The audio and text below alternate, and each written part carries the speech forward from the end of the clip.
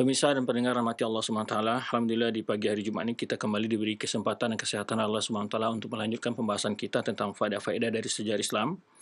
Yang mana pada jumpa kita kali ini akan membahas tentang sekilas tentang biografi Imam Bukhari, yaitu salah satu ulama yang sangat masyhur dari ulama muhaddithin, yang mana kitabnya merupakan kitab yang paling sahih setelah Al-Quran, sebagaimana dikatakan oleh Imam Nawawi dalam Arba'in Nawawiyahnya setelah melewatkan hadis yang pertama mengatakan asal kutub musannafah. Ya, setelah kitab Al-Quran, kitab yang paling mulia, yang paling sahih adalah Sahih Bukhari. Itu adalah ijma'nya para ulama tentang hal ini. Kemudian juga, dan sering kita mendengar nama beliau ya, hampir dalam setiap waktu mungkin ya, atau kita katakan bisa kita sebutkan dalam sehari tidak ada orang mungkin tidak pernah membaca nama beliau.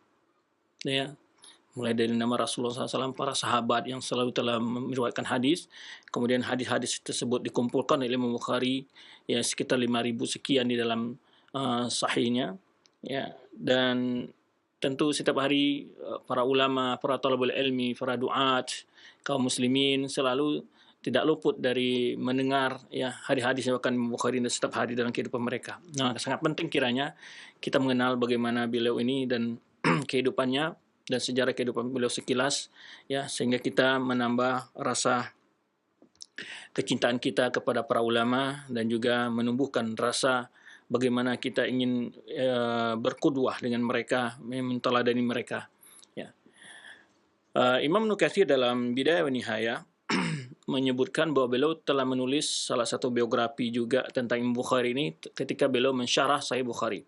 Tapi syarah Sahih Bukhari yang ditulis oleh Imam Ibnu Katsir ini tidak ditemukan apakah termasuk di antara kitab-kitab yang tersimpan di perpustakaan dunia, mungkin masih dalam bentuk manuskrip ya. Maka Imam Ibnu Katsir ketika menyebutkan sejarahnya, karena kita sebutkan ini pada saat ini karena memang berkenaan dengan pembahasan kita tentang kekuasaan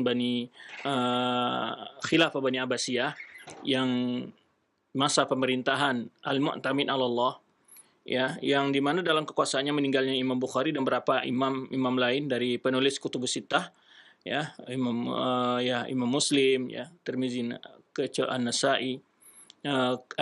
An-Nasa'i. Nah, kita ingin mengenal sedikit ketika Ibnu Katsir juga di dalam tarikhnya dalam kitab Bidayah wa Nihayah ketika tahun 2556 itu Imam Ibnu Katsir menyebutkan ulama-ulama yang wafat pada tahun ini di antaranya Imam Bukhari. Nah, beliau menyebutkan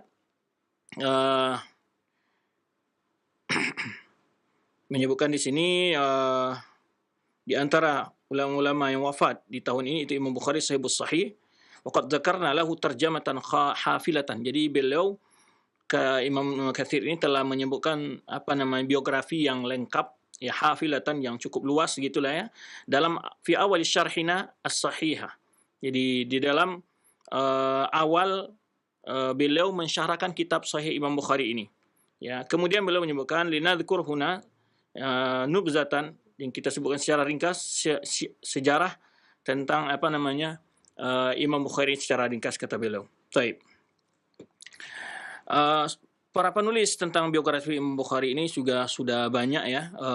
Mungkin seperti tadi kita sebutkan Imam Ibnu Katsir, juga Imam Ibn Hajar Asqalani dalam kitab Al-Hadits Sari, dalam muqaddimah syarah Sahih Bukhari itu Fathul Bari, muqaddimah Fathul Bari juga panjang lebar membahas tentang biografi dari Imam Bukhari ini, berbagai pembahasan yang berkenaan juga dengan kitab Sahih Bukhari itu sendiri, bagaimana metode beliau dalam mengumpulkan hadis, berapa jumlah hadisnya, dan sangat luas beliau membahas di kitab muqaddimah dari Fathul Bari itu. Kemudian para ulama-ulama juga di antara yang menulis juga biografi beliau seperti ya di antaranya di sini tadi sudah kita sebutkan karangan Bidayah wa Nihayah dan Ibnu Katsir juga sekilas di situ. Yang dicetak ini ada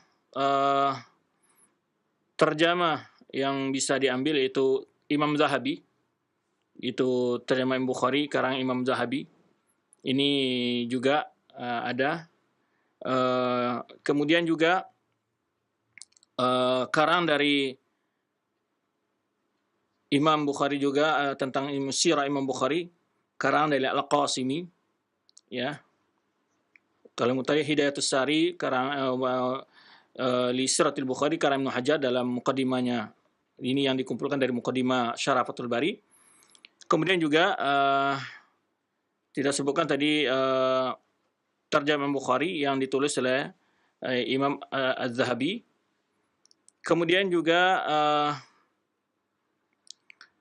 sirah yang ditulis oleh tadi Muhammad Jamal bin Al-Qasami, dan kemudian juga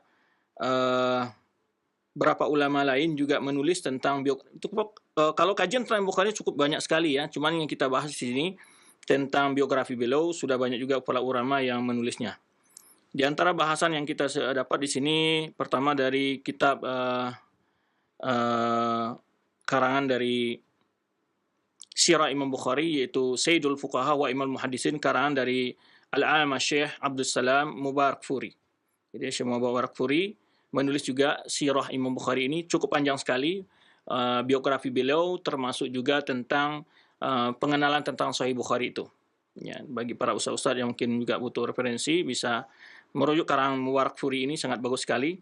Kemudian juga Hayatul Bukhari yang tadi kita sebutkan, itu dikarang oleh Syekh Muhammad Jamaluddin Al-Qasimi Dimashqi. Kemudian juga Imam Zahabi yang kita sebutkan tadi, Juz'un fi tarjama Imam Al-Bukhari, Juz'un ya fihi tarjama Imam Bukhari, ya, karang Imam Az-Zahabi. Taib, kemudian bagi yang ingin juga di dalam Wikipedia juga ada diringkas menulis juga tentang terjemah Imam Bukhari ini. Kita akan coba lihat di karangan Imam Az-Zahabi saja, karena pertama ringkas sesuai dengan waktu yang tersedia untuk kita membahas pada pagi hari ini, ya, karena bahasannya cukup panjang jika kita panjang lebar. Maka kita akan ambil saja apa yang ditulis oleh Imam Az-Zahabi, kebanyakan dari situ, ya, ataupun yang disimpulkan oleh beberapa penulis lainnya tentang sejarah Imam Al-Bukhari ini. Kalau kita ambil dari kitab Mubarakfuri, itu sangat panjang sekali terjemahan beliau, ya. Barangkali akan memakan waktu yang cukup panjang. Tapi bagi para penuntut ilmu yang ingin mengenal lebih luas, itu ada karangan yang tadi kita sebutkan, Hidayatus Sari di Fathul Bari, Muqaddimah Fathul Bari. Kemudian juga punyanya Syekh Mubarakfuri ini sangat bagus untuk dibaca dan diteliti oleh para penuntut ilmu. Ya. Taib.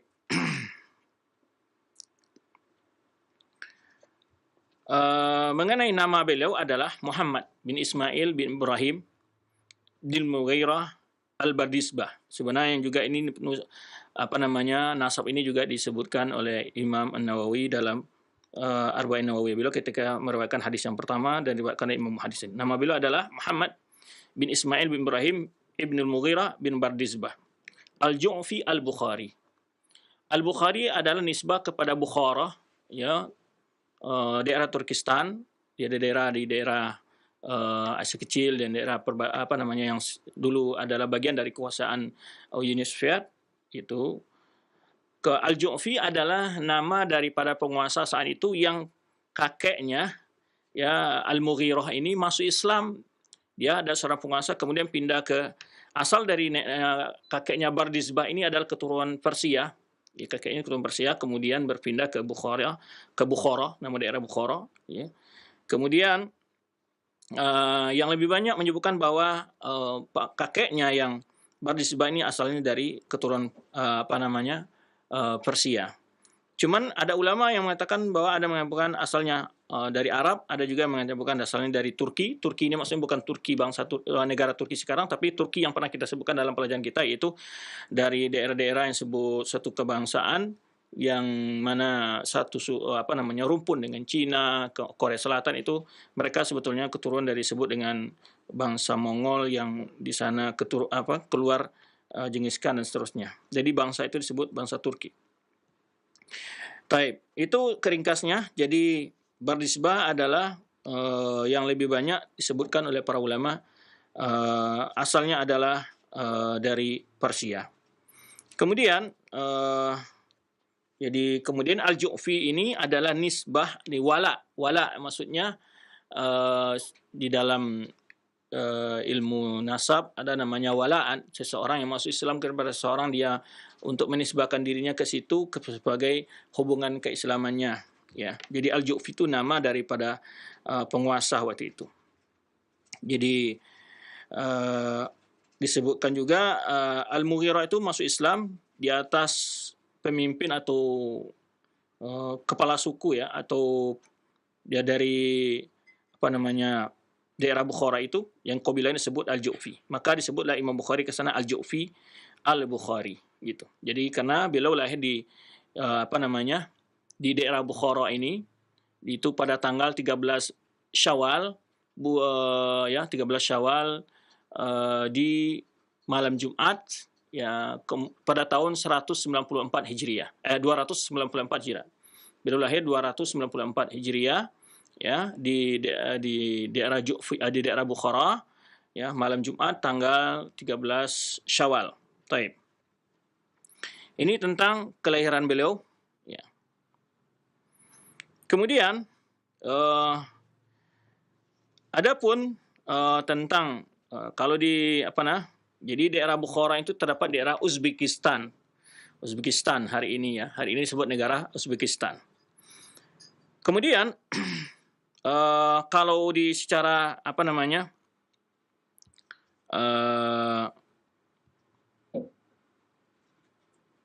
secara miladinya atau secara tahun Masehinya beliau lahir tanggal 20 Juli, ya. 20 Juli tahun 810 Masehi. 20 Juli 810 Masehi. Dan meninggal 1 September 870 Masehi. Itu secara Masehi kelahiran beliau. Jadi beliau lahir di Bukhara, kemudian beliau bapaknya meninggal dan dia masih kecil, yaitu anak yatim beliau. Ya. Jadi beliau masih kecil, bapaknya sudah meninggal, ya. Kemudian di waktu umurnya masih kecil juga dia buta. Imam Bukhari ini buta, waktu kecil, ya.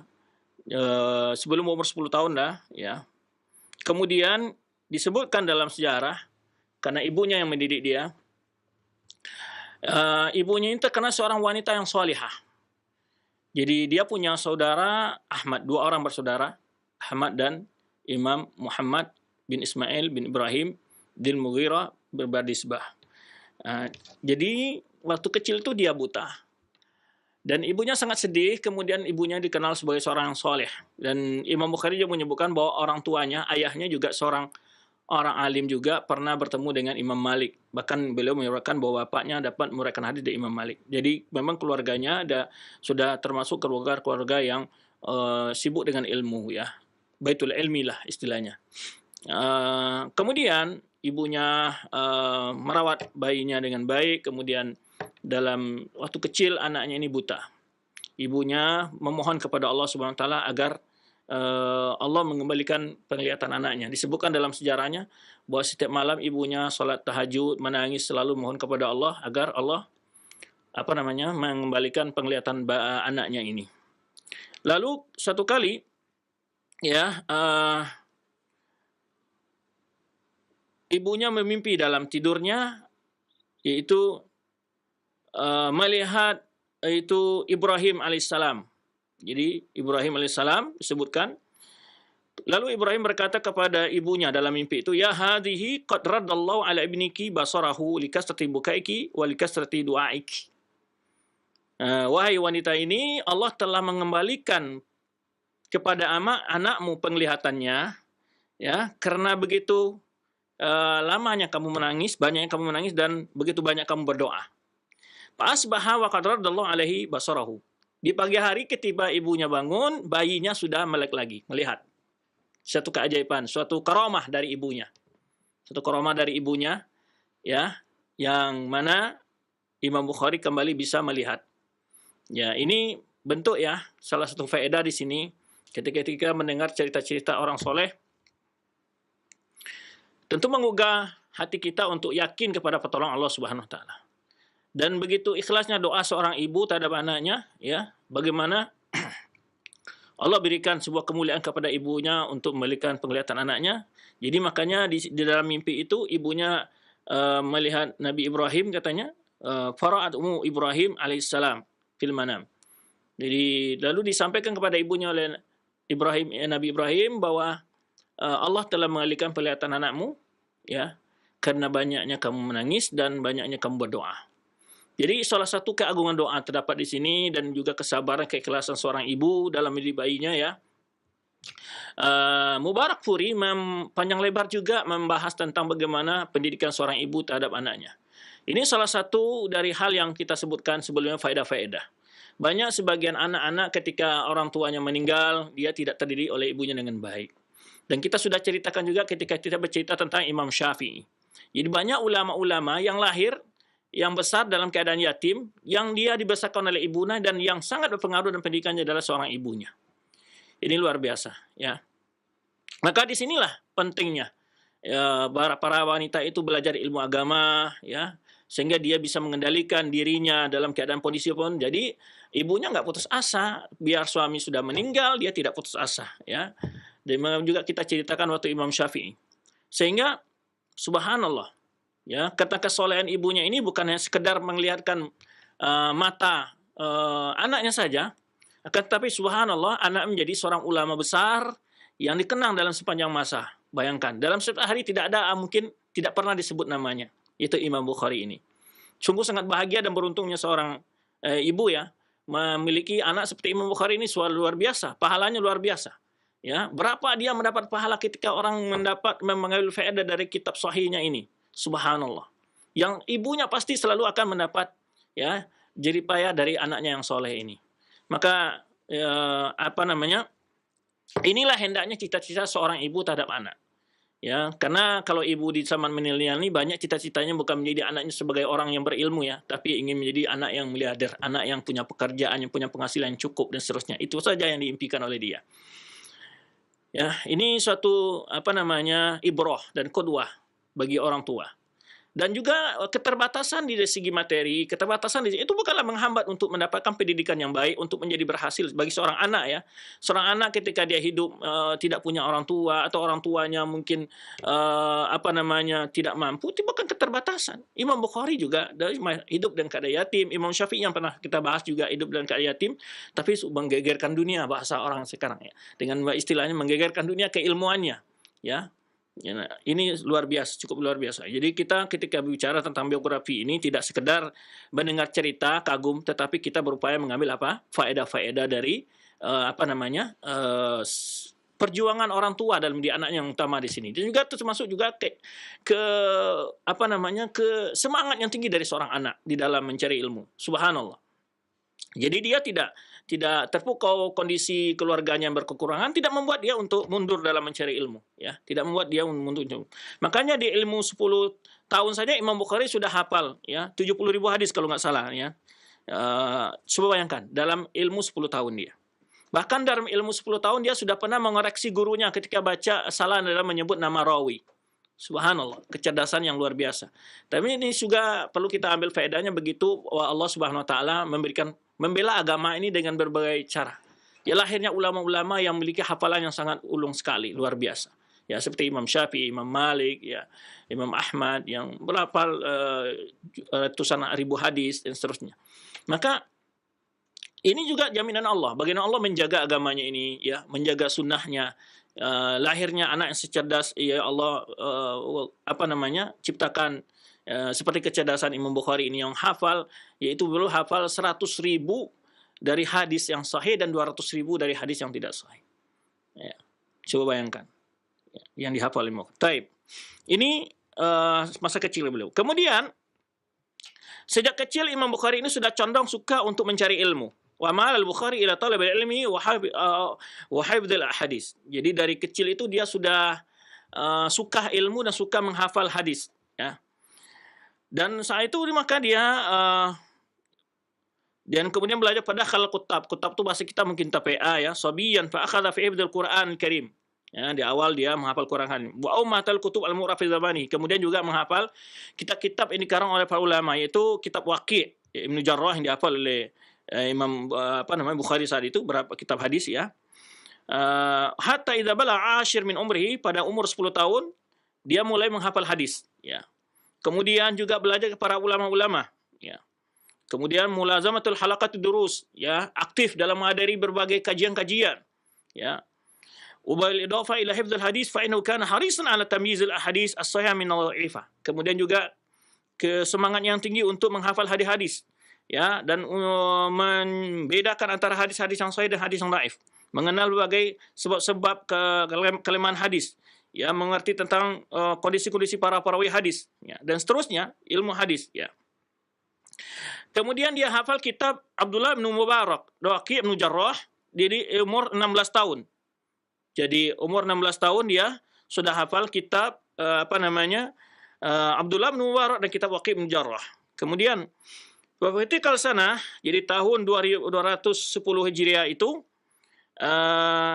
dia keluar dari negerinya, pergi haji bersama ibunya dan saudaranya Ahmad. Ya, pergi haji. Hatta idzan tahat manasikul haji, setelah selesai ibunya dan saudara kembali ke Bukhara, negerinya, pulang kampung. Bainama takhallaf al-Bukhari li tabil hadis, tapi dia enggak, tinggal di Mekah. Tinggal di Mekah belajar, ibunya dan saudaranya ya balik setelah melaksanakan haji, ya pulang ke negerinya di Bukhara, ya Turkistan itu, Uzbekistan, Uzbekistan. Kemudian dia Imam Bukhari tinggal di Mekah, belajar bersama para ulama semua, ya. Kemudian tinggal di Mekah dalam masa yang cukup panjang, kemudian juga ke Madinah, dan kemudian dia di Madinah menulis kitab Tarikh Al-Kabir. Ini di antara kita Imam Bukhari itu banyak. Imam Bukhari juga bukan hanya Sahih Bukhari saja, cuma yang paling terkenal ya kitab sahihnya. Kemudian dia juga Tarikh Al-Kabir, Qira' Khalful Imam, Raf'ul Yadain Khalful Imam, Qira'at Khalful Imam, kemudian Raf'ul Yadain, kemudian juga Khalq Af'al Ibad, kemudian Adamul Furat. Ini di antara karang-karang Imam Bukhari. Ya. Bagi yang ingin kenal dengan akidah Imam Bukhari, beliau merinci kitabnya Khalq Af'al Ibad, yaitu sebagai bantahan ketika beliau nanti akan kita sebutkan difitnah oleh guru beliau sendiri Muhammad bin Yahya Az-Zuhli. Ya. Karena di waktu beliau sudah terkenal sekali, sehingga beliau masuk ke Naisabur. Di Naisabur itu orang menyambut beliau dengan sangat ramai sekali. Ada rasa kecemburuan di sebagian gurunya, di antara Muhammad bin Yahya Az-Zuhli ini ya. Ya, sehingga dalam suatu majelis Imam Bukhari menjelaskan ketika dia tanya tentang mazhabnya tentang Al-Quran Al-Karim. Imam Bukhari menyebutkan suara hamba dan lafaz makhluk itu adalah makhluk. Jadi lalu difitnah dia dengan itu. Nanti sekilas akan kita bahas ya. Akhirnya beliau belajar di Madinah dan menulis kitab Tarikh Kabir. Kemudian beliau menceritakan di Madinah juga beliau menulis kitab beliau Sahih Al-Bukhari itu. Sahih Bukhari itu ditulis oleh beliau dalam masa 16 tahun. Sahih Bukhari itu beliau tulis dalam 16 tahun. Bahkan beliau menyebutkan tidak ada kitab yang beliau tulis kecuali beliau menulisnya 3 kali. Jadi dikoreksi lagi. Demikian kitab-kitab yang beliau tulis, ya. Nah, kitab Sahih Bukhari itu beliau tulis selama 16 tahun. Kemudian beliau setiap mau memasukkan hadis ke dalam Sahih Bukhari itu disebutkan beliau salat 2 rakaat, dan itu selalu beliau tulis di Raudhah, ya, di Masjid Nabi sallallahu alaihi wasallam. Nah, jadi kalau kita bercerita tentang Sahih Bukhari dan sangat panjang ya. Ini waktunya sudah juga agak mepet, biar habis. Kita mungkin bercerita bebas saja ya, ke sana ke sini, tapi sedikit kita ambil bahwa kitab sahih beliau itu yang kita sebutkan tadi, beliau menulis selama 16 tahun, kemudian setiap hadis yang mau beliau masukkan ya, beliau tulis beliau salat 2 rakaat dulu di Raudhah. Baik.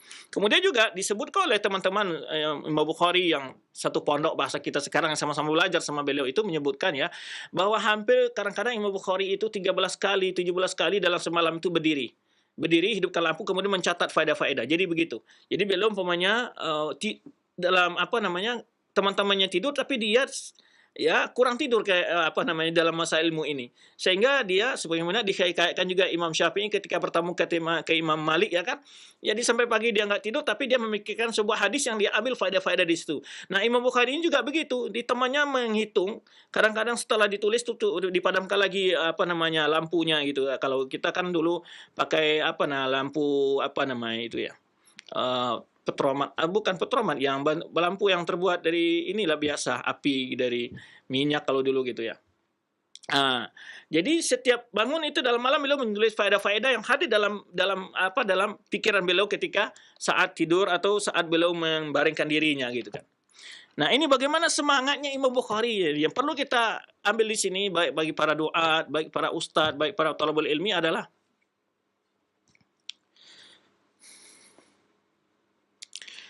kesungguhan yang luar biasa ya yang dimiliki oleh Imam Bukhari. Kesabaran yang luar biasa di dalam mengumpulkan ilmu ya. Jadi itu bagaimana Imam Bukhari dalam menuntut ilmu ya, sekilas. Hanya sebetulnya panjang ceritanya. Mudah-mudahan nanti para ustadz yang lain bisa mengadakan suatu majelis membahas pengenalan ya tentang Imam Bukhari lebih luas lagi. Jadi dalam umur 18 tahun beliau sudah menulis kitab beliau Tarikh Al-Kabir ya. Di mana disebutkan oleh Abu Ja'far Muhammad bin Abi Hatim ini tilmiz dari Imam Bukhari ini. Kemudian waraquhu wa sahibuhu, ya teman Imam Bukhari juga. Qultu lil Bukhari, aku bertanya kepada Bukhari, kaifa kana ba'du amrik? Bagaimana ceritanya awal kamu menuntut ilmu ini? Bagaimana awal ceritanya? Qala alhamtu hifdzal hadis. Aku diberi ilham oleh Allah Subhanahu wa taala senang untuk menghafal hadis, ya. Fil kutab, yaitu di TPA, ya, di tempat belajar beliau. Wali asyara sinin, waktu itu aku masih umur 10 tahun, atau masih kurang. Kemudian wa qara'tu min al-kutab ba'dal asyri. Kemudian aku keluar dari TPA, bahasa kitanya ya, tempat belajar itu Al-Qur'an beliau. Fa ja'altu akhtalif ilal dakhili wa ghairihi. Jadi ada belajar kepada para ulama-ulama. Ya. Ada seorang yang disebut oleh Ad-Dakhili dini ghairihi, faqala yawman fima yaqra. Jadi dia belajar kepada seorang guru dan dia membacakan sebuah sanad hadis, yaitu mengajarkan Sufyan an Abi Zubair. Nah, jadi Imam Bukhari ini menghafal hadis bukan lafadznya saja, tapi sanad-sanadnya, rangkaian sanadnya bukan hafal juga oleh dia ya. Nah, ketika dia mendengar seorang gurunya mengatakan Sufyan an Abi Zubair an Ibrahim, faqultu lahu, lalu aku tegur, aku beri koreksi. Inna Abu Zubair lam yarwi an Ibrahim. Nah, dia tahu bahwa Abu Zubair tidak meriwayatkan dari Ibrahim. Pantaharani, lalu agak kesal itu guru ya. Ini sok tahu ini anak kecil, masih umur 10 tahun gitu kan. Kemudian faqultu lahu irji ilal asl. Ya, lalu aku katakan coba lihat asal, maksudnya catatan atau tulis kitab yang ditulis oleh gurunya atau riwayat aslinya. Pada kala dia kemudian masuk ke rumahnya atau melihat bukunya, fakharaja faqala li kaifa ya gulam. Lalu dia tanya oleh gurunya tadi, bagaimana riwayatnya yang benar wahai anak kecil gitulah, gulam anak muda gitulah. Qultu huwa Zubair ibnu Adi. Jadi bukan Abu Zubair, tapi Zubair bin Adi. Karena kalau dalam rawi-rawi hadis itu banyak yang nama mirip-mirip ya. Karena nama ayahnya mirip, karena nama bapaknya mirip, karena namanya mirip, nama bapaknya beda. Nah di sini nih gurunya bukan an Abi Zubair an Ibrahim. Bukhari menyebutkan bahwa Abu Zubair tidak akan Ibrahim. Yang benar itu adalah Zubair bin Adi an Ibrahim. Ya, Zubair ibnu Adi an Ibrahim. Fa'akhadhal qalam minni wa aslahahu. Kemudian dia ambil penaku oleh guru itu, kemudian dia perbaiki catatannya. Wa qala sadaqta, lalu dia katakan benar engkau. Qala faqala lil Bukhari ba'du sahabihi, kemudian sebagian sahabatnya berkata kepada Bukhari, Ibnu kam kunt? Ya. Waktu kamu mengoreksi gurumu itu kira-kira berapa umurmu? Ibna 11 sana. Waktu itu ibuku sekitar 11 tahun. Kemudian kata Imam Bukhari, ketika aku telah masuk umur 16 tahun, hafidhu kitab Mubarak wa Waqi'. Kitab Abdullah bin Mubarak, kitab Waqi'. Wa araftu kalam haula. Ya, dan aku pahami berbagai penjelasan mereka. Kemudian aku keluar bersama ibuku dan saudaraku Ahmad ke Mekah. Ketika selesai haji, ya, raja akhi biha. Jadi saudaranya dan ibunya kembali. Wa takhallaftu fi talabil hadis. Aku tinggal di Mekah untuk belajar. Kemudian umur 18 tahun, ja'altu asnafu qiradaya sahaba wa tabi'in wa aqawilihim, ya, wa aqawilahum. Kemudian aku setelah umur 18 tahun, aku mencoba menulis, mengumpulkan berbagai masalah-masalah yang diriwayatkan dari sahabat, para tabi'in dan perkataan-perkataan mereka. Wa dzalika ayyam Ubaidillah bin Musa. Itu katanya di waktu penguasa itu Ubaidillah bin Musa. Wa sanatu kitab tarikh idzaka inda qabri Nabi SAW. Dan waktu itu aku menulis kitabnya Tarikh Al-Kabir itu dekat di dan kuburan Nabi SAW, maksudnya di sini di apa namanya? Di Raudhah fil layali muqmirah, yaitu setiap malam-malam yang bulan terang, ya. Kemudian wa qalla ismun fi tarikh illa walahu indi qissah. Jadi tidak ada satupun nama di yang tercatat dalam kitab Tarikh Kabirnya itu, ya. Ini Tarikh Kabir ini adalah biografi para ulama hadis. Jadi, nah kecuali aku punya kisah.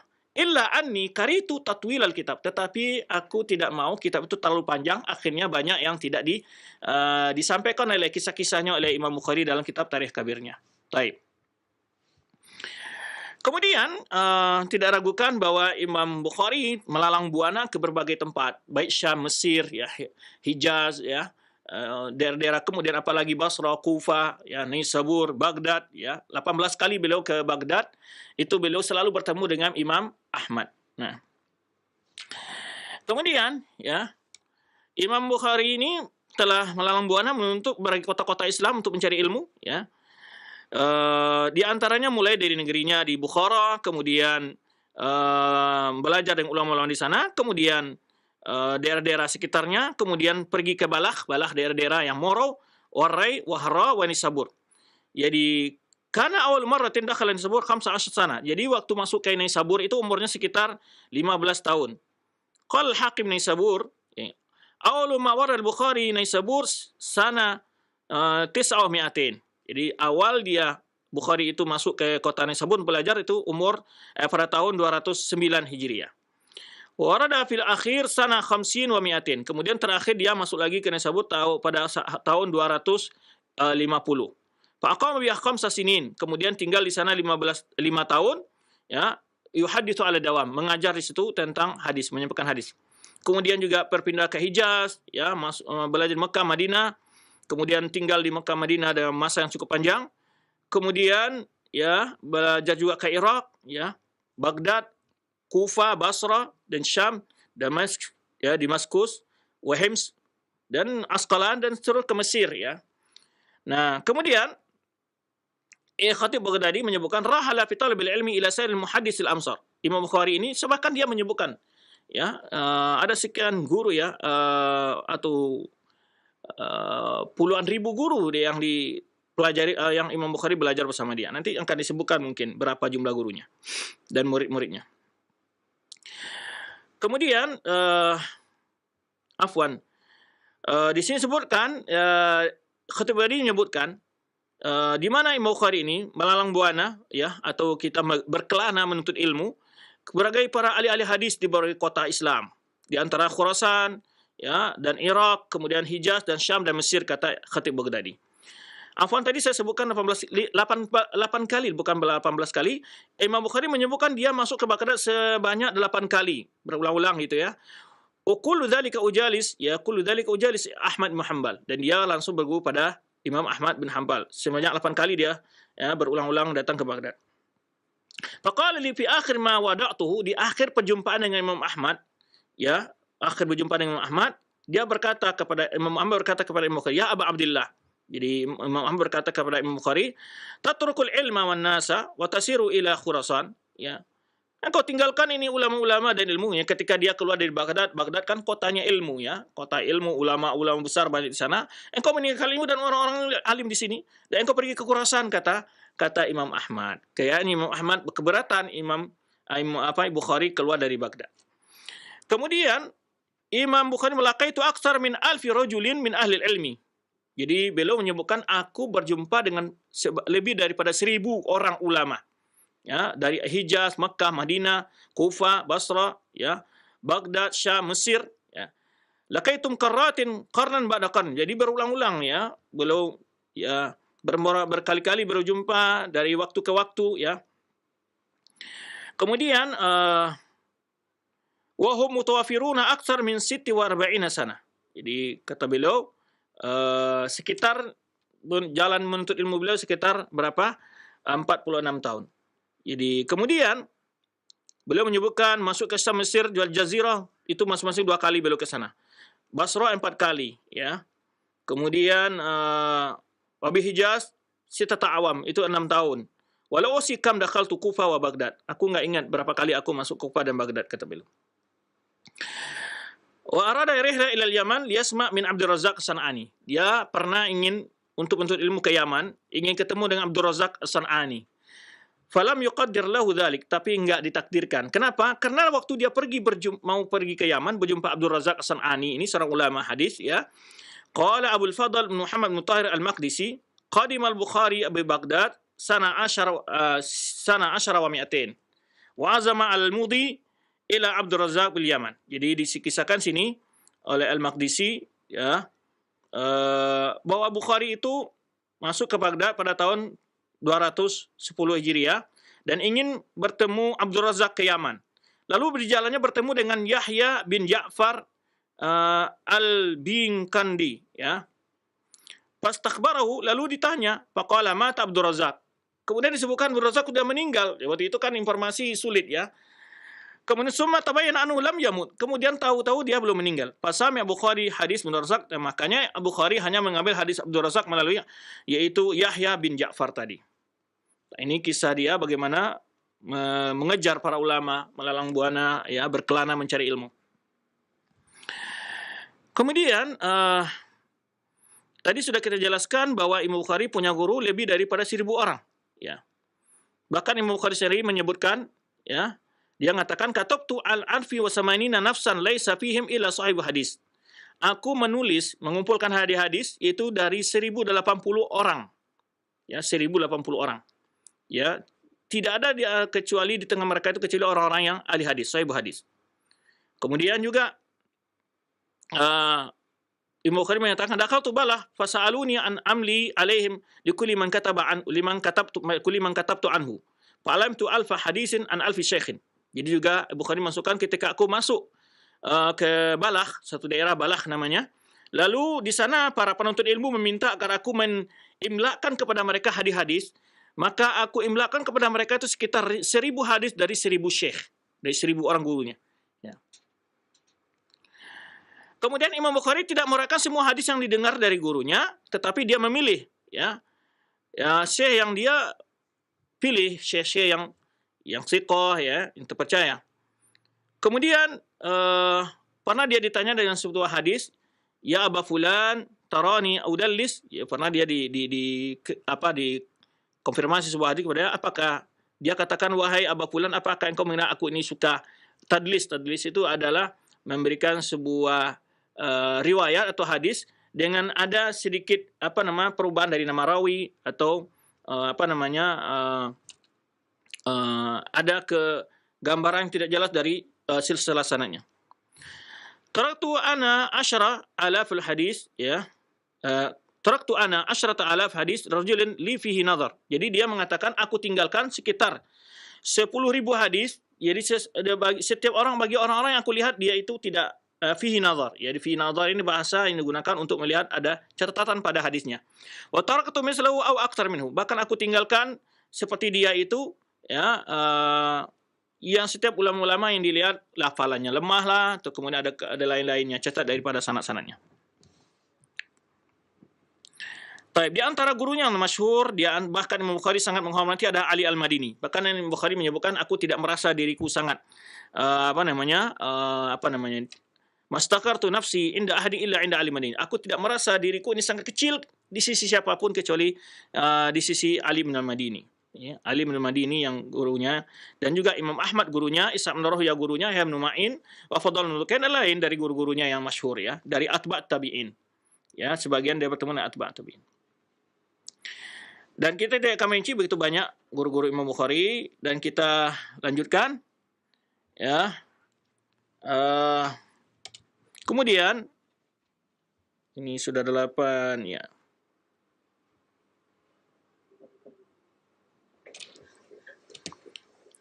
Tingkatan-tingkatan Syekh Bukhari ini, Syekh Imam Bukhari memiliki tingkat-tingkat dalam gurunya. Yang pertama, man hadatsu anit tabi'in. Jadi dari sahabat tabi'in dia. Orang yang meriwayatkan dari tabi'in itu ketemu seperti Maki bin Ibrahim wa Abi Asim An-Nabil wa Fadl bin Dukain wa ghairihim. Kemudian wa khusyu haula kullu min at-tabi'in. Jadi atba'at tabi'in. Kemudian ya man kana fi asri haula lakin lam yasma' min sukat tabi'in. Jadi orang yang semasa dengan atba'at tabi'in dari murid-murid tabi'in tetapi tidak bertemu dengan tabi'in, tidak meriwayatkan hadis dari tabi'in. Jadi semasa dengan murid-murid tabi'in. Seperti Adam bin Abi Iyas, Sa'id bin Abi Maryam dan lainnya. Kalau kita bicara tentang guru-guru banyak sekali ya tingkatan-tingkatan guru beliau. Kemudian bahkan asami man rawa anhu Muhammad bin Sa'id al-Bukhari min masyayikh alladhi dzakarahum fi Jami' as-Sahih. Nah, di antara nama-nama ini ada yang telah mengumpulkan kitab-kitab yang menulis tentang guru-gurunya yang diriwayatkan Imam Bukhari dalam kitab sahihnya. Itu asami man rawa anhu Bukhari ya min masyayikh alladhi dzakarahum fi Jami' as-Sahih. Ada kemudian juga Muhammad bin Musa bin Mandah juga mengarang kitab Asami Masyayikh Imam Bukhari. Jadi kita menulis tentang guru-guru Imam Bukhari. Ada murid-muridnya. Murid-muridnya kita tahu bahwa sebagian besar dari ashabu kutubus sittah murid dari Imam Bukhari. Termasuk Imam Muslim adalah murid dari Imam Bukhari. Ini ada keunikan sedikit ketika Imam Bukhari ini yaitu difitnah oleh gurunya ya Muhammad bin Yahya Az-Zuhli. Kemudian ini juga gurunya Imam Muslim nih, Yahya Az-Zuli ini. Ketika di Naisabur, itu ketika orang menyambut, ada kecemburuan, ada hasad sebagian ulama-ulama Naisabur, di antaranya gurunya Muhammad bin Yahya Az-Zuli ini, yang ketika itu orang-orang dipitnah Imam Bukhari, dan akhirnya banyak orang meninggalkan Imam Bukhari. Bahkan yang setia dengan Bukhari itu Imam Muslim. Dan ketika Imam Muslim ditegur oleh Muhammad bin Yahya Az-Zuli, dan Imam Muslim malah meninggalkan ketika dia mendengar Muhammad bin Yahya Az-Zuli membicarakan Imam Bukhari dalam majelisnya, menjelekkan Imam Bukhari dalam majelisnya, ya, membicarakan Bukhari, Imam Muslim langsung mengambil dan meninggalkan Muhammad bin Yahya Az-Zuli dan dia belajar sama Imam Bukhari saja. Jadi Imam Muslim, yaitu kitab sahih setelah Bukhari, itu adalah muridnya Imam Bukhari. Ya, murid Imam Bukhari dan termasuk Imam Tirmizi, ya, muridnya juga Imam Al-Bukhari. Taib. Kemudian ya itu diantaranya yang terkenal juga di antara murid Muhammad bin Yusuf al-Firabri. Firabri ini adalah rawi kitab sahih yang langsung dari Imam Bukhari yang riwayatnya yang masyhur dari Imam Bukhari. Kemudian menjadi muridnya itu juga termasuk teman-temannya jadi murid Imam Bukhari seperti Abu Hatim Ar-Razi, yang masyhur Abu Hatim Ar-Razi, ulama jarh wa ta'dil, kemudian Abu Zur'a Ar-Razi, ya, juga terkenal Abu Bakar bin Abi Asim, kemudian Ibrahim bin Ishaq Al-Harbi dan lainnya. Kemudian di antara penghafal-penghafal yang ulung juga menjadi murid Imam Bukhari adalah, jadi untuk mengenal seseorang tadi, inilah satu faedah saya ingin sampaikan bagaimana manhaj memilih guru. Manhaj memilih guru. Karena sering kita, Ustaz, bagaimana kita tahu ini Ustaz ini Ahlus Sunnah atau Ustaz ini betul mengikuti manhaj salaf dalam belajarnya atau tidak? Yaitu dilihat dari gurunya. Maka oleh sebab itu para ulama ketika menyebutkan biografi para ulama-ulama hadisin selalu menyebutkan gurunya. Biar tahu di mana dia manfaat ilmu. Kemudian murid-muridnya. Jadi kehebatan seseorang tadi menilai seorang tadi kebenaran pahamnya bisa dari sisi gurunya, kemana dia belajar. Kalau dia belajar sama al-bid'ah, ini jelas nanti pemahamannya akan kacau. Ya, maka oleh sebab itu ini faedah kenapa harus sebutkan gurunya, dilihat. Gurunya adalah ulama-ulama yang terkenal, ulama yang akidah yang lurus. Ya, makanya kita sebutkan dari Imam Bukhari siapa saja di gurunya. Bagaimana dia mendapatkan ilmu dan hadis itu tersebut.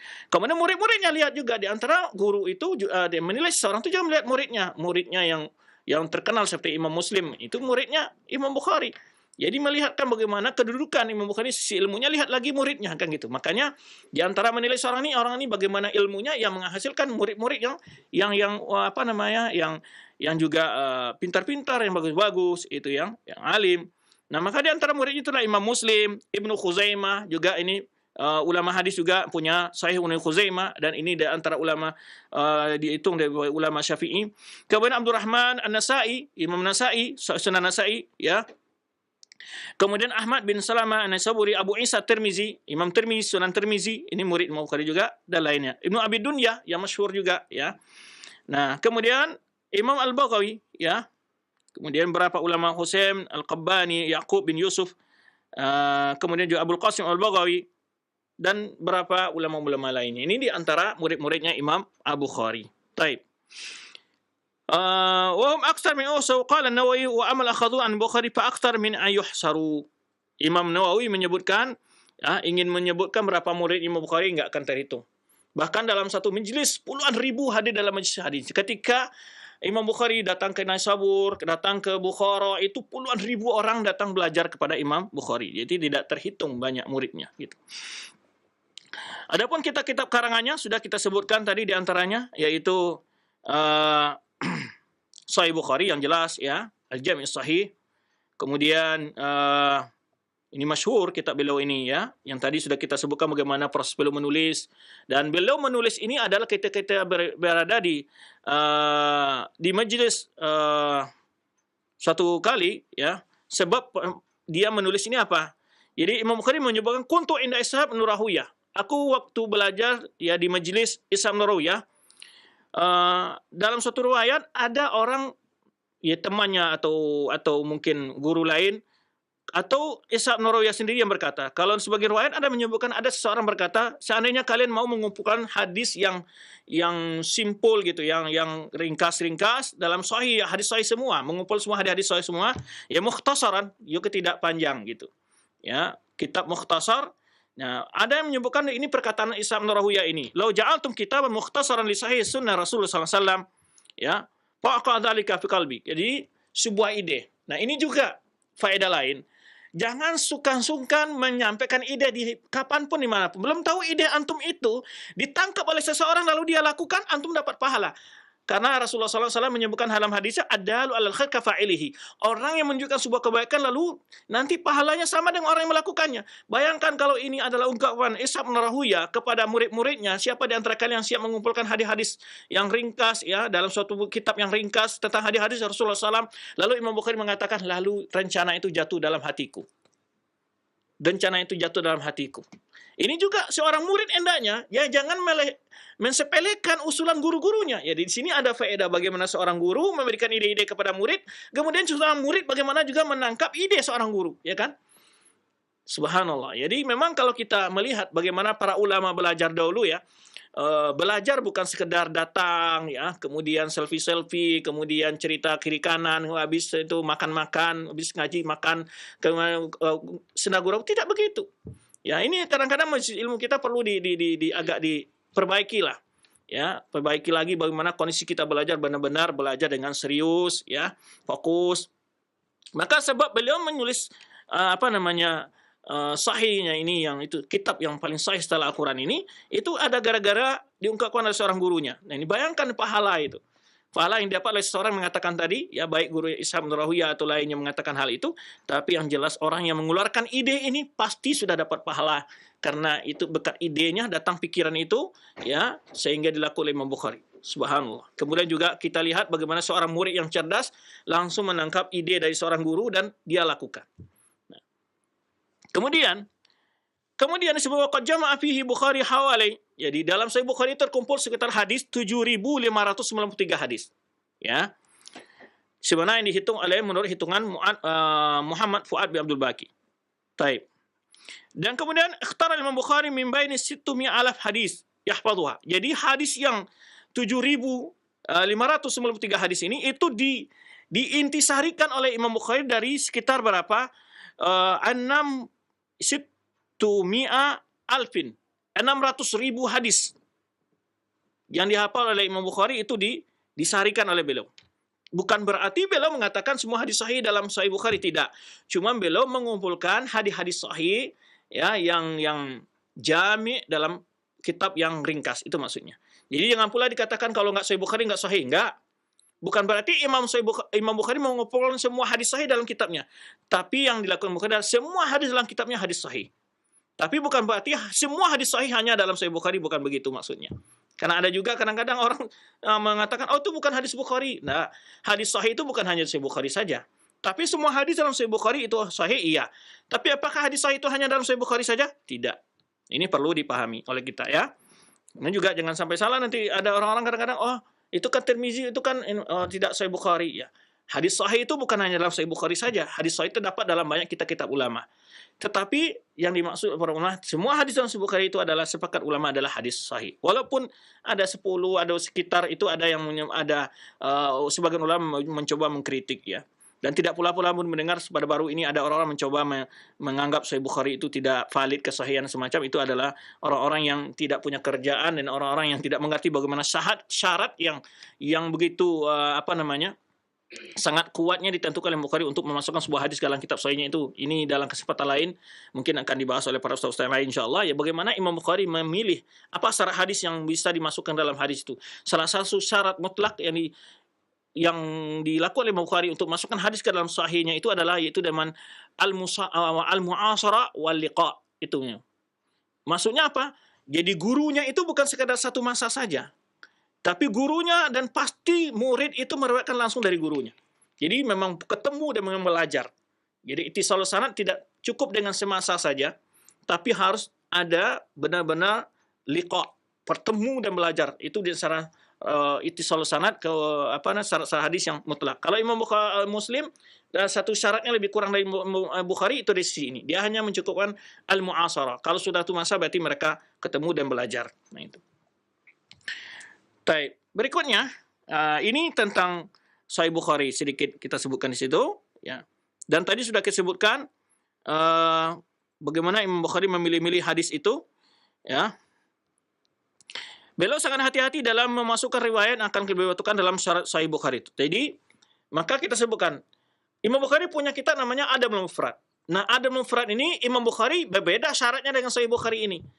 Jadi tidak dikatakan semua hadis yang diriwayatkan Bukhari adalah sahih. Tidak begitu maksudnya. Jangan salah paham lagi. Yang dimaksud semua hadis yang dalam Sahih Bukhari sahih. Tapi bukan semua hadis yang diriwayatkan Imam Bukhari itu sahih. Karena dalam Imam Bukhari bukan hanya dalam sahih saja meriwayatkan, termasuk dalam Tarikh Kabir dan juga dalam Adab Mufrad. Nah, dalam Adab Mufrad ini sebagian hadisnya ada yang lemah, Adab Mufrad itu, ya. Nah, jadi Adab Mufrad itu kita Imam Bukhari tidak mensyaratkan hadis yang beliau sebutkan dalam Adab Mufrad itu seperti syarat beliau memasukkan hadis dalam Sahih Bukhari dalam Sahih beliau. Nah, kemudian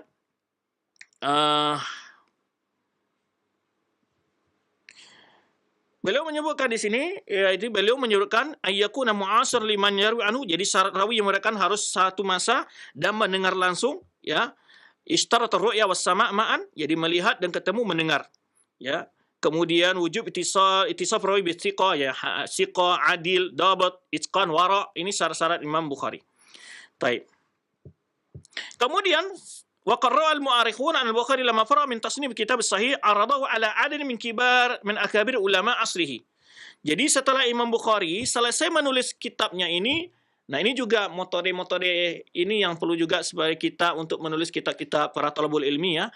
Kita kalau bisa ya diperiksakan dulu sama teman-teman kita yang punya ilmu yang bisa meredaksi tulisan-tulisan kita. Ini di antara satu faedah. Jadi Imam Bukhari sebagaimana Imam Malik menulis Muwatta, itu juga meriksakan kitab-kitab kepada ulama-ulama. Ya, silakan dibaca para ulama. Karena para ulama mendapatkan kitab yang sangat bagus.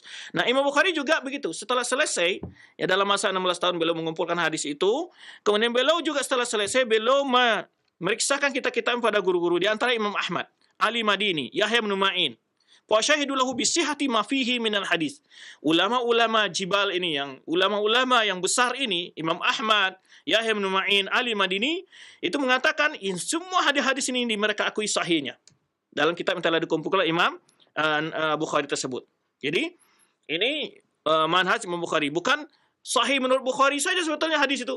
Bahkan bisa katakan kalau Imam Ahmad sudah baca, ya Ali Madini sudah baca, ya Ibnu Ma'in sudah baca, berarti itu sebetulnya kita bisa katakan hadis ini disahihkan juga oleh mereka, kan gitu.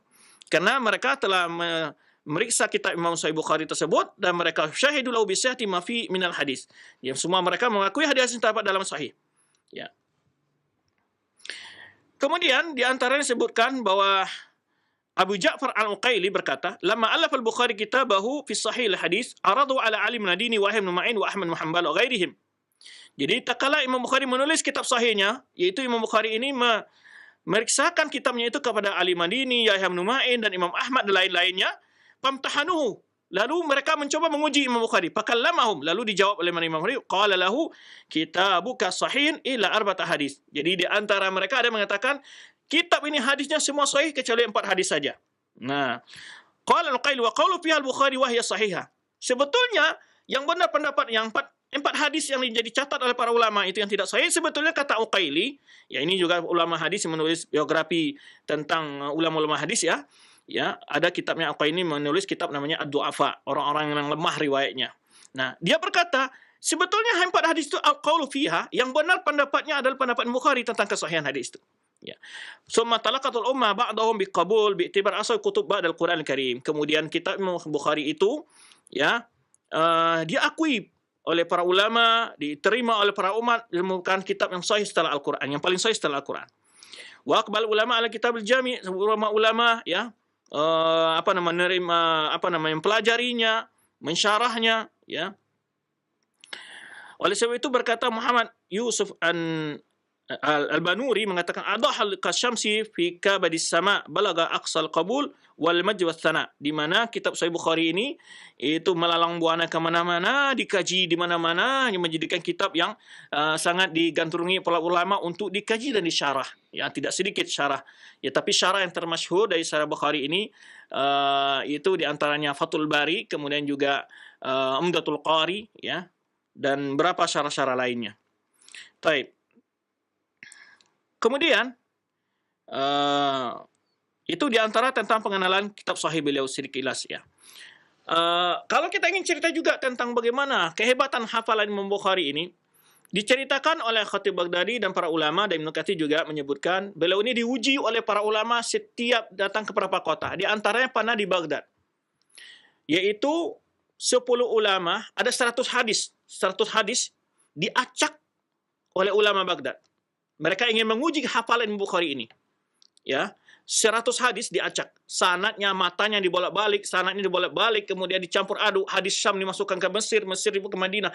Jadi 10 hadis masing-masing. Ada 10 ulama mengacak 10 hadis. Jadi hadis 100 hadis ini mereka bagi 10 hadis, masing 10 orang ulama memegang 10 hadis. Lalu ketika Imam Bukhari datang diuji. Ya, ingin mereka menguji Imam Bukhari, apakah Bukhari ini hafalan kuat atau tidak. Mulai dari satu orang membacakan 10 hadis, kata Imam Bukhari, la alam hadal hadis.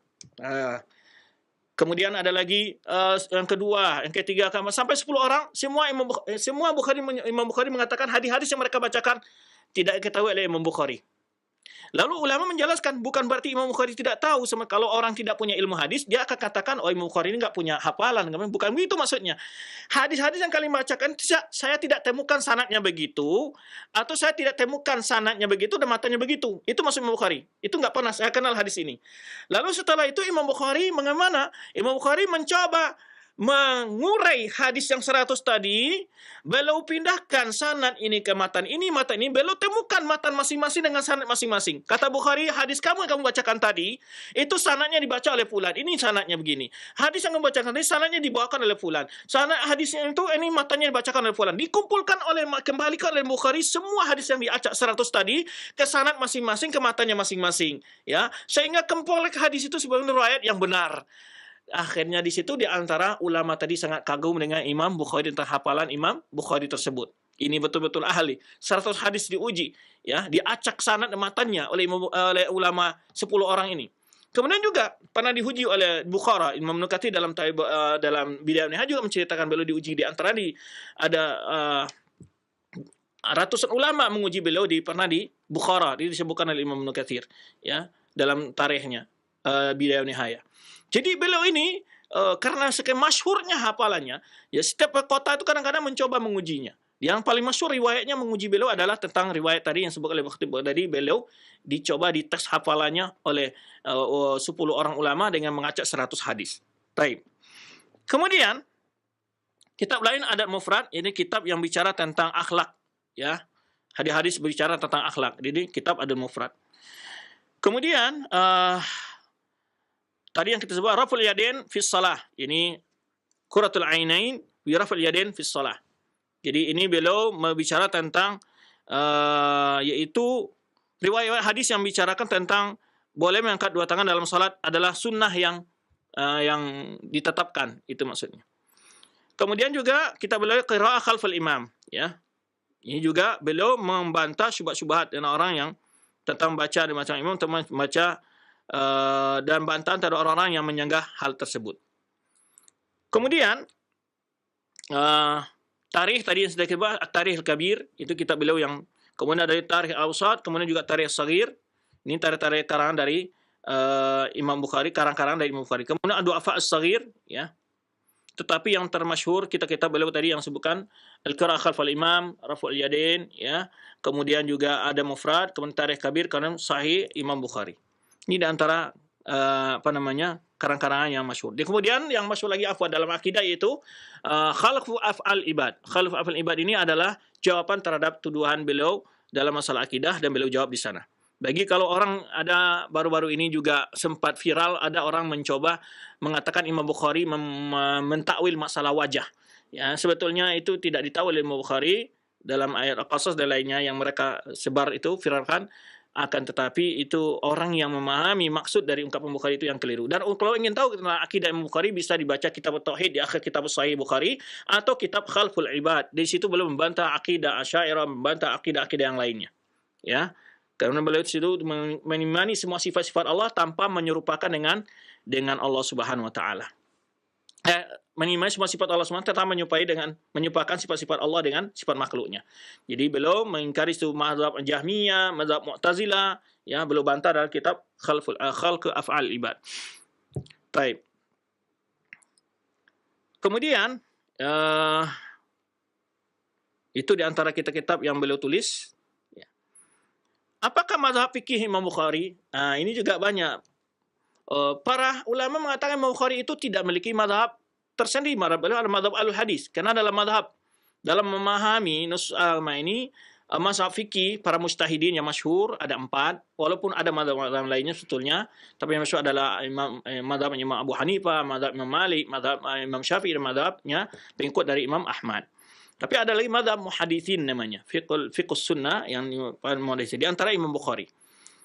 Ada juga yang mengatakan Imam Bukhari yang mengatakan bahwa Imam Bukhari mazhab Hanabilah, ada pula yang mengatakan Imam Bukhari mazhab Syafi'iyah, ya. Ya, ini di antara kemudian juga mengatakan para ulama yang mengatakan adalah Imam Bukhari adalah mujtahid mustaqil. Jadi mujtahid mutlak. Karena beliau dalam kitab-kitab sahihnya banyak sekali ijtihad beliau, istimbatat beliau yang luar biasa, ya. Maka para ulama mengatakan bahwa beliau adalah seorang ulama yang sampai pada tingkat mujtahid mutlak, ya. Beliau memang berhak menjadi mujtahid mutlak karena beliau menguasai sunnah yang begitu luas, ya, dengan ilmu yang begitu tinggi. Kemudian oleh sebab itu para ulama-ulama yang beranggapan bahwa Imam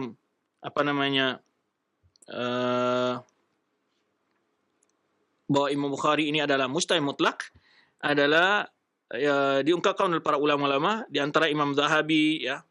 Kemudian juga Syekh Islam Taimiyah, kemudian para ulama mu'asirin Syekh Utsaimin dan lainnya mengatakan bahwa Imam Al-Bukhari adalah ulama yang memiliki kemampuan untuk berijtihad mutlak. Bahkan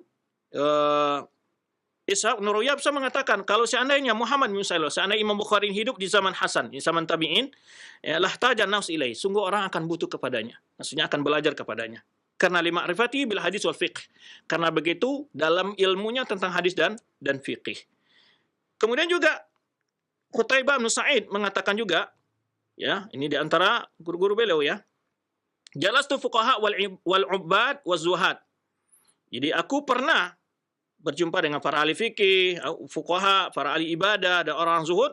Fama ra'aitu mundu aqiltu misla Muhammad ini. Aku tidak pernah melihat sejak aku kenal Muhammad bin Mas'ud ini Imam Bukhari, yaitu fi zamanihi ka Umar fi sahabah. Jadi Imam Bukhari itu di zamannya seperti Umar di zaman sahabat, kata Qutaibah bin Sa'id, ya. Kemudian Muhammad bin Abi Hatim, anak bin Ahmad, sami'tu Hashim bin Abdullah biqul, qala li Abu Mus'ab Ahmad bin Abi Bakar Al-Madini. Muhammad bin Ismail ini Imam Bukhari afqah andana wa absar min Ibn Hanbal. Bahkan mereka mengatakan Imam Bukhari itu adalah orang yang lebih faqih, ya, dan lebih paham bahkan daripada Imam Ahmad, kata Mus'ab, ya, Abu Mus'ab Ahmad bin Abi Bakar Al-Madini. Kemudian banyak sekali pujian-pujian ulama tentang keilmuan Imam Bukhari ini. Kemudian sifatul khalqiyah, Imam Bukhari terkenal dengan orangnya sangat pemurah. sangat murah. Jadi disebutkan bahwa beliau banyak harta-harta beliau yang ditinggalkan oleh orang tua beliau sebelumnya itu beliau infakkan untuk membiayai para talabul ilmi. Jadi beliau juga orang yang sangat warak, bahkan beliau tidak mau sedikit pun memakan hal-hal yang syubhat, ya. Kemudian ibadah beliau adalah yang sangat khusyuk dalam salatnya, ya, dalam banyak beribadah, ya memang ini yang harus dilakukan oleh para talabul ilmi, para duat, ya, di samping berilmu juga memperbanyak ibadah yang luar biasa, ya. Di mana disebutkan Imam Bukhari adalah abidan mukatsiran syadidal khusyuk fi salatihi, sangat khusyuk dalam salatnya. Pada suatu hari dia salat, ya, wailahi syagilun aw sarifun, tidak pernah ada yang membuatnya tidak memalingkan dia dari salatnya atau mengganggunya. Kemudian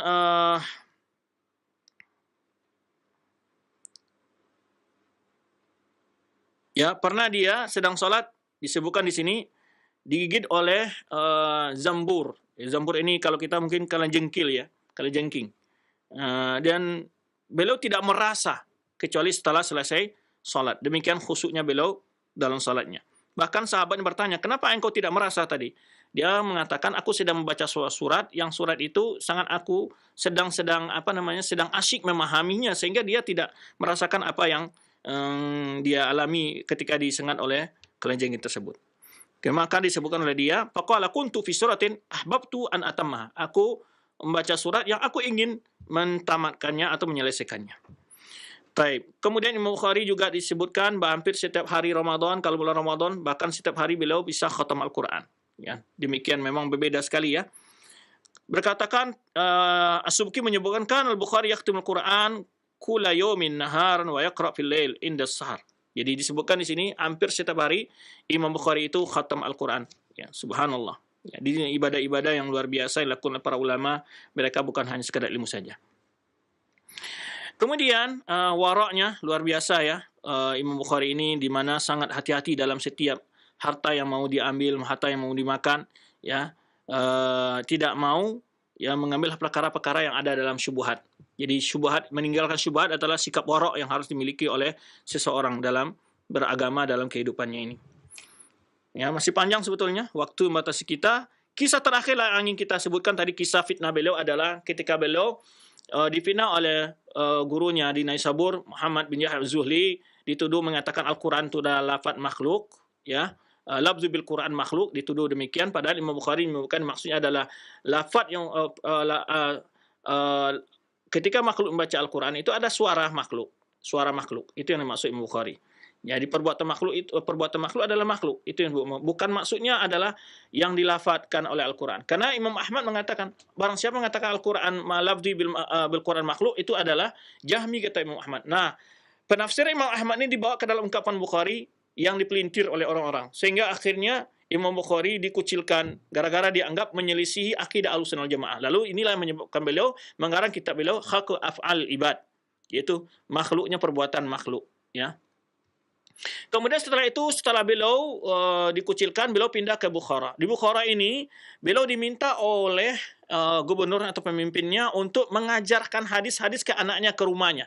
Tapi Imam Bukhari enggan, saya tidak ilmu itu didatangi, itu maksudnya. Tapi Imam Bukhari tidak mau membawa hadis-hadisnya untuk ke tempat untuk mengajar secara khusus di rumah orang-orang tertentu saja. Imam Bukhari menyebutkan bahwa majlis saya terbuka untuk siapapun saja.